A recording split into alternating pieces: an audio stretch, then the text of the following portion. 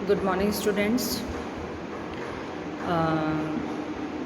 मैं डॉक्टर पिंकी योगी, assistant professor philosophy department, सम्राट पृथ्वीराज चौहान राजकीय महाविद्यालय अजमेर, आपको एमए फाइनल का 5th paper approaches to western philosophy पढ़ा रही हूँ। इसमें हम हमारी सेकेंड यूनिट का टॉपिक एग्जिस्टेंशियलिज्म, अस्तित्ववाद पढ़ रहे हैं।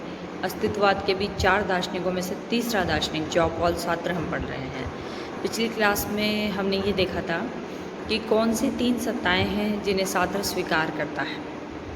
उन्हीं सत्ताओं को बताते हुए मैंने ये कहा था कि जो केंद्रीय महत्व रखने वाली सत्ता है वो चेतन सत्ता है। उसी चेतन सत्ता की व्याख्या करते हुए एक स्टेटमेंट मैंने बोला था, उस स्टेटमेंट की व्याख्या ज़रूरी है। उस पर छोटा प्रश्न भी आ जाता है, कई बार बड़ा प्रश्न भी आ जाता है। आपसे पूछ सकते हैं सत्ता के कौन से आयाम हैं, और साथ ही वो स्टेटमेंट देकर आपसे ये पूछ सकते हैं कि इस स्टेटमेंट की व्याख्या करिए। तो वो स्टेटमेंट मैंने आपको बताया था, इस तरह था कि चेतन सत्ता के लिए ये स्टेटमेंट बोला जा रहा है कि वह नहीं है जो वह है, वह है जो वह नहीं है। 2 पार्ट्स में ये स्टेटमेंट डिवाइड है। हम इस दोनों को समझने की कोशिश करते हैं। देखिए, जैसे मैंने कल बताया था कि सार्त्र ये कहता है कि चेतन सत्य अपना संबंध अचेतन सत्य और अन्य चेतन सत्य के साथ रखते हुए ही अपने अस्तित्व को एक रूप देता है। उसके सामने जगत वैसा नहीं होगा जैसा है। वो अपने जगत को खुद बनाता है, या जिस दुनिया में वो रहता है उस दुनिया को दूसरे लोग तो प्रभावित करते ही हैं, अन्य चेतन सत्य भी प्रभावित करता है, लेकिन सबसे ज़्यादा वो खुद को प्रभावित करता है। उसने ये बात भी कही है कि चूँकि ईश्वर नहीं है, अब ईश्वर नहीं है सार्त्र के हिसाब से, तो कोई ऐसा भी नहीं है जिसने ईश्वर को बनाया, ना कोई ऐसा है जिसने उसकी नियति को निर्धारित किया है। तो मतलब सब कुछ किसे निर्धारित करना है? सब कुछ सार्त्र को निर्धारित करना है, या सार्त्र ये कहता है कि सब कुछ उसके मानव को निर्धारित करना है, उसके चेतन सत्य को निर्धारित करना है। उसका जीवन किससे प्रभावित होगा? न ईश्वर से, न प्रकृति से, न अतीत से, न अन्य किसी अति प्राकृतिक सत्ता से, या किसी भी अन्य चीज़ से नहीं। वो प्रभावित होगा उसके निर्णयों से, उसके स्वतंत्र निर्णयों से, कि वो कैसे निर्णय लेता है, इससे उसका जीवन तय होता है। हमने ये भी देखा था कि जो मानव है वो निरंतर परिवर्तनशील है, वो लगातार बदलता है, चेंज होता है। कहते हैं ना, सारे अस्तित्ववादी ये कहते हैं कि मानव उभरता है, उसके व्यक्तित्व को या एक उसके अस्तित्व के प्रवाह की या उसके अस्तित्व की गतिशीलता को बताने के लिए वो एक शब्द काम में लेते हैं कि वो लगातार उभरता है। इस उभरने की प्रक्रिया में वो गतिशील होता है। जब वो गतिशील होता है तो कौन सा ऐसा मोटिव होता है या कोई प्रेरक तत्व तो होना चाहिए जो उसको गतिशील बनाता है, तो वो है उसके जीवन में किसी चीज़ की कमी होना। और हम ये सब जानते हैं कि इस मानव के जीवन में सदैव किसी न किसी चीज़ की कमी रहेगी। हम दुनिया में जिसे सबसे बुद्धिमान या सबसे खुशहाल मनुष्य मानते हैं, अगर उसके पास भी जाकर हम पूछेंगे तो वो भी बताएगा कि उसे किसी चीज़ का अभाव है, और ये अभाव उसे मोटिवेट करता है। हर रोज़ सुबह उठने पर उससे कहता है कि वो उस कार्य को करे जिस कार्य से उसके वो अभाव खत्म होता है। तो वो कहाँ पहुँचना चाहता है? वो एक ऐसी स्थिति में पहुँचना चाहता है जो अभावहीन है, जहाँ अभाव नहीं होंगे किसी भी तरीके की। तो ये अभावहीन स्थिति वास्तव में तो अप्राप्य है, इसको आप प्राप्त नहीं कर सकते, लेकिन इसे पाने के लिए मतलब मेंटली ही वो ये सोचता है कि मैं इसको प्राप्त कर सकता हूँ, इसलिए वो गतिशील होता है।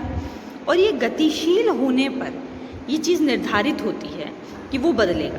बदलने की प्रोसेस में उसका जीवन परिवर्तित होता है। जैसा वर्तमान में व्यक्ति हमारे सामने है वैसा हमेशा नहीं रहेगा। तो इस स्टेटमेंट का जो पहला भाग है कि वह नहीं है जो वह है।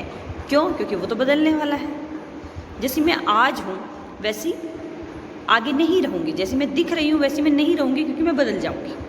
मेरे कुछ निर्णय जो आज लिए जाएंगे उससे मेरा स्वरूप बदल जाएगा, मेरा भविष्य बताएगा कि मैं कैसी होंगी।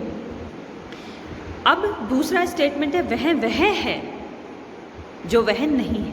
तो वह कैसा होगा वो उसका भविष्य तय करेगा। आज मैं कुछ निर्णय लेती हूँ और उसका जो भी नतीजा आज या हमेशा किसी भी कर्म के तात्कालिक प्रभाव भी होते हैं, तात्कालिक नतीजे भी हमको मिलते हैं और दूरगामी नतीजे भी हमको उसके मिलते हैं। तो तात्कालिक नतीजे तो मिल जाते हैं, इससे हमारे वर्तमान में परिवर्तन आ जाता है या जो भी लाभ या हानि हमको मिलना होता है वो मिल जाता है, लेकिन उसके जो दूरगामी नतीजे होते हैं वो आगे जाकर हमको पता चलते हैं। जैसे शिक्षा हम क्यों प्राप्त करते हैं, तात्कालिक इसका फ़ायदा तो हम ये देखते हैं कि इससे हम नौकरी मिल जाती है, हम शिक्षित कहलाते हैं, लेकिन दूरगामी फ़ायदा ये होता है कि आप चरित्रवान बनते हैं, आप जिज्ञासु बनते हैं, आप सवाल पूछना सीखते हैं।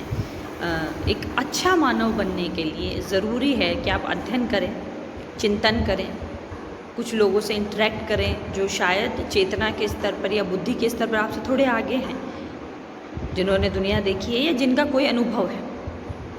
ठीक है, तो ये इस तरीके से तो मेरे जो भी निर्णय होंगे किसी भी कार्य को लेकर उसके वर्तमान और भविष्य के निर्णय, तो जो मेरा वर्तमान नतीजा होगा वो तो मुझे वो बना देगा जो मैं नहीं हूँ।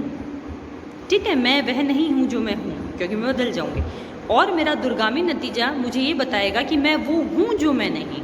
मेरे सामने भविष्य में कौन सी समस्याएं आएंगी ये मुझे नहीं पता। ठीक है, तो आज मैं जिस रूप में दिख रही हूँ, आज से 10 साल बाद मैं उस रूप में दिखाई नहीं दूंगी। सार्त्र का यह स्टेटमेंट ये बताता है कि उसने मानव अस्तित्व को कितनी गहराई से समझने की कोशिश करी।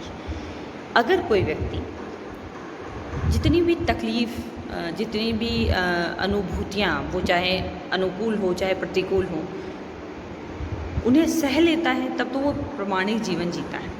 बजाय उनसे भागने के या पलायन करने के, उन्हें बर्दाश्त करता है, वहीं रहते हुए उनका हल तलाश करता है, तब तो वो एक प्रामाणिक जीवन जी रहा है और एक चेतन सत्य है। जड़ सत्य नहीं है, जड़ नहीं है, क्योंकि जड़ के लिए हम स्टेटमेंट कह सकते हैं कि वो वही है जो वो है। जैसे मैंने कल की क्लास में बताया था, एक किताब वही रहेगी जो वो है।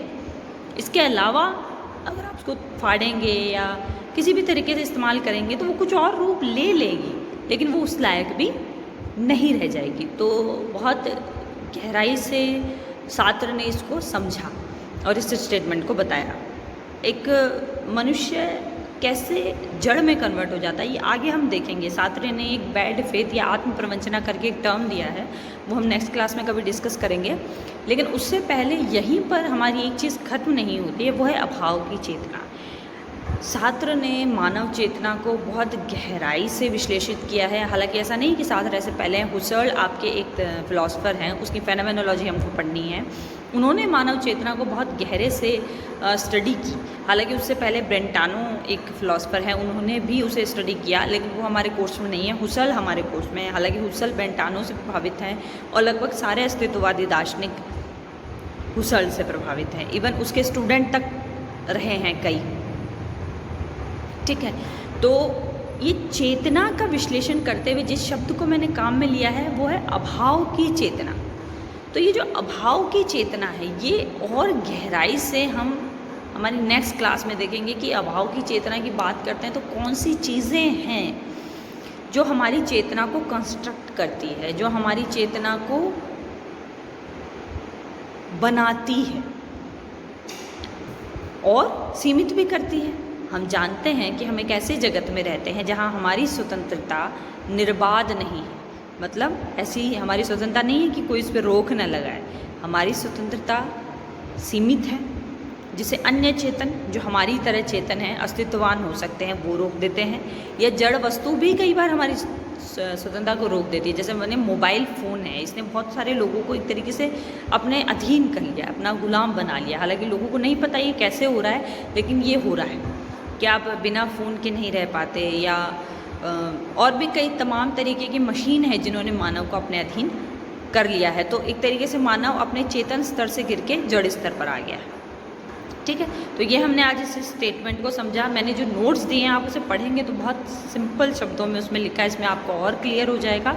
नेक्स्ट क्लास में हम यही पढ़ेंगे कि चेतना में जो अभाव की चेतना है वो हमारी चेतना को कैसे कंस्ट्रक्ट करती है। थैंक्स।